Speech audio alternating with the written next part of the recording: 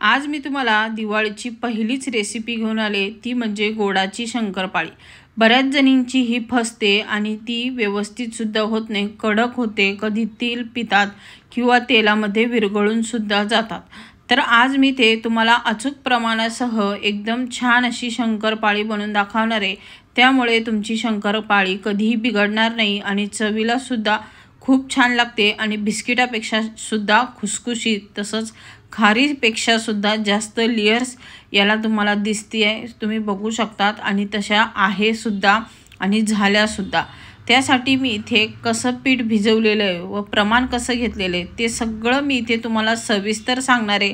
त्यासाठी पूर्ण व्हिडिओ बघा, म्हणजे तुमची शंकरपाळी यानंतर कधीही फसणार नाही। हा आपला व्हिडिओ तुम्ही नक्कीच सेव्ह करून ठेवा, कारण की दिवाळीमध्ये ही रेसिपी तुम्हाला नक्कीच कामा येईल, कारण की खूप खुसखुशीत तर बनतातच, त्याच्या लेयर्स तुम्ही बघू शकता छान अशा मोकळ्या मोकळ्या सुद्धा होत आहे आणि एकदम बोटाने दाबलं तर लगेच मॅश पण होते बघा। या पद्धतीने तयार होतात। तर आपण कसे बनवायचे ते तुम्हाला दाखवते। त्यासाठी बघा, कुठल्याही वाटीचं प्रमाण घ्या, कुठल्या भांड्याचं प्रमाण घेऊ शकता तुम्ही। तर मी इथे वाटीचं प्रमाण घेतले, तर त्यामध्ये एक आपल्याला वाटी दूध घातलंय, त्यानंतर एक वाटी साखर आणि त्याच वाटीने आपल्याला तूप, एकाच वाटीने मी सगळं प्रमाण घेतलेलं आहे। इथे मी डालडा वापरलेला आहे, डालडाच वापरा शक्यतो, कारण की डालडाने त्याला लेयर्स चांगले येतात। जसं आपण साजूक तूप वापरलं तर जशा पाहिजे तशा लेयर्स येत नाही, म्हणून त्यासाठी आपल्याला इथे डालडाच वापरायचा आहे। आणि आता हे सगळं गरम असल्यामुळे मी आता बघा असं मिक्स करून घेते आणि साखर फक्त चमच्याने हलवून वितळून घेते। 2 मिनिटात साखर वितळली, मी चमच्याने छान असं मिक्स केलेलं आहे बघा। आणि हे मिश्रण सुद्धा थोडंसं कोमट झालेलं आहे, ह्याच पद्धतीने झालं पाहिजे। आता आपण हे साईडला ठेवू। ज्या वाटीने आपण प्रमाण घेतले त्याच वाटीने आपल्याला मैदा घ्यायचा आहे। आता इथे बघा 3 वाट्या मी इथे मैदा घेतलेला आहे। आता जर तुम्हाला एका वाटीचं प्रमाण जर घेतलं तर 3 वाटी मैदा इथे आपल्याला वापरायचा आहे। आता थोडं थोडं करून आपल्याला हे मिक्स करून घ्यायचं आहे। तर 6 वाट्या जर तुम्ही मैदा वापरला तर इथे 2-2 वाटीचं प्रमाण करायचं आहे। 2 वाट्या तूप, 2 वाट्या साखर आणि 2 वाट्या दूध असं प्रमाण तुम्हाला घ्यायचं आहे। आता हे थोडं थोडं करत आपल्याला पिठामध्ये घालत जायचं आहे आणि पीठ आपल्याला हे हलक्या हाताने मळून घ्यायचं आहे। आता चमचा साईडला ठेवून देते आणि आता आपल्याला हे हातानं छान असं मळून घ्यायचं आहे। मळताना एकदम हलक्या हाताने मळायचं आहे आणि थोडं थोडं हे मिश्रण आपल्याला यामध्ये घालत जायचं आहे बघा, या पद्धतीने। आणि मी एकदम हलक्या हाताने मळते। आपल्याला आपण चपातीला पीठ मळतो किंवा भाकरीला पीठ मळतो असं घट्ट किंवा दाबून असं पीठ मळायचं नाही आहे। एकदम आपल्याला बोटाने हे पीठ फक्त गोल करून घ्यायचं आहे। जसं मिश्रण लागतंय मी तसं त्यामध्ये घालत चालले बघा, आणि जसं लागतंय तसं आपण घातल्यानंतर ते बघा तसं आपलं ओलसर पीठ होत चाललेलं आहे। आणि खूप सॉफ्ट पाहिजे आपल्याला हे पीठ, आपल्याला घट्ट ठेवायचं नाही आहे। जितकं तुमचं पीठ सैलसर असेल तितके तुमचे शंकरपाळे ठिसूर येतील आणि छान अशा लेयर्ससुद्धा येतील बघा। सर्व मिश्रण मी यामध्ये घालून घेतलेले। आता हे आपल्याला बरोबर प्रमाण झालेले बघा। आता याचा गोळा तयार होतोय बघू शकतात। आता आपल्याला इथे अजिबात मिश्रणाची गरज लागणार नाही आहे। आता हलक्या हाताने हा गोळा फक्त एकत्र करून घ्यायचा आहे बघा। मी बोटानेच हा गोळा फिरवते, अजिबात दाब वगैरे देत नाही आहे आणि बाजूचं कडेचं सुद्धा व्यवस्थित निघालं आहे। ह्याच पद्धतीने हे पीठ तयार झालं पाहिजे की आपल्याला कुठलंही खूप ताकदीची गरज लागली नाही पाहिजे। एकदम हलक्या हाताने हा गोळा आपला तयार होतो। एकदम मस्त सैलसर पीठ झालेलं आहे हे, आणि एवढंच बॅटर आपलं राहिलेलं आहे। आता काय करायचं, हे पीठ मी रात्री मळलं होतं आणि रात्रभर मी तसंच ठेवलं आणि दुसऱ्या दिवशी आपल्याला हे शंकरपाळी बनवायचे। तर तुम्ही बघू शकता पीठ एकदम मस्त तयार झाले बघा। आणि आता हे पीठ आहे ना थोडंसं कडक झालेलं आहे, कारण की डालडा असतो, तो डालडा हा थोडासा घट्ट होतो आणि हा गोळा थोडासा निब्बार लागतो बघा। आधी जेव्हा मळलं तर तो खूप सैलसर होता, आता आपण थोडासा बघा निब्बारच आहे, तरी पण आपण हा हलक्या हातानेच हा थोडासा मळून घ्यायचा आहे।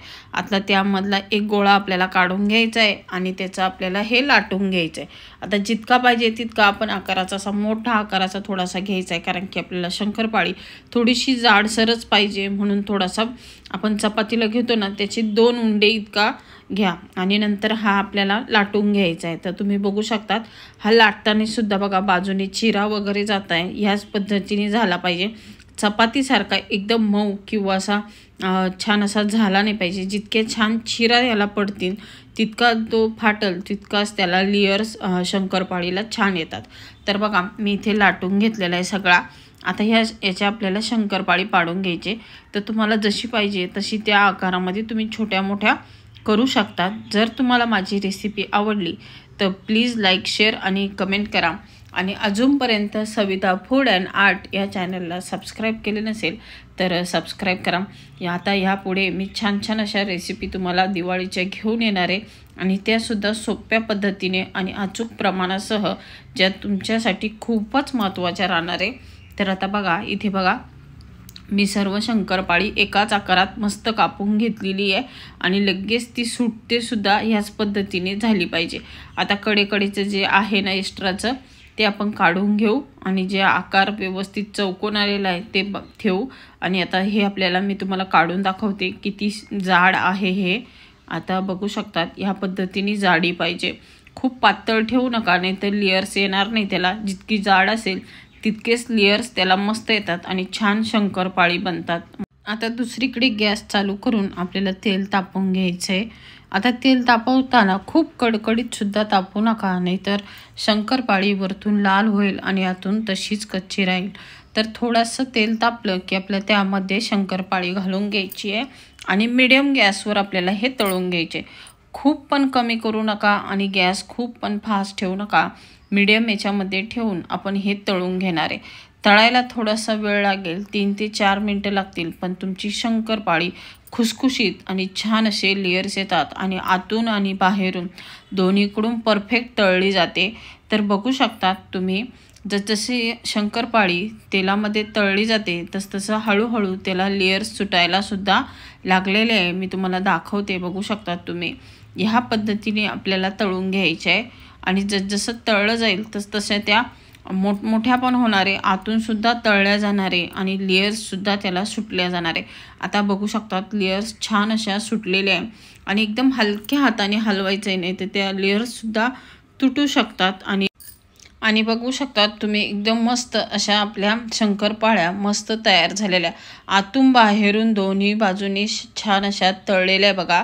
मीडियम गॅसवर तळल्यामुळे त्या व्यवस्थित तळल्या जातात आणि ह्या तळून मस्त तयार झालेल्या। आता ह्या आपल्याला काढून घ्यायच्या आहे। मी 3 ते 4 मिनिटं मीडियम गॅसवर ह्या सर्व तळून घेतलेल्या आहे बघा। आता ह्या आपल्याला एका प्लेटमध्ये काढून घ्यायचे आहे। तुम्ही बघू शकता त्याची लेयर्स तुम्हाला मस्त अशा दिसत आहेत, तसाच कलरसुद्धा खूप सुरेख आलेला आहे आपल्या शंकरपाळीचा। ह्या पद्धतीनेच आपल्याला ह्या गोडाच्या शंकरपाळ्या करायच्या आहे। जर तुमच्या शंकरपाळी जर चुकत असेल तर तुम्ही ही शंकरपाळी नक्की ट्राय करून बघा आणि तुमच्या घरच्यांना व तुमच्या घरी आलेले पाहुणे नक्कीच तुम्हाला ही रेसिपी विचारतील। इतकी छान अशी ही रेसिपी तयार होते।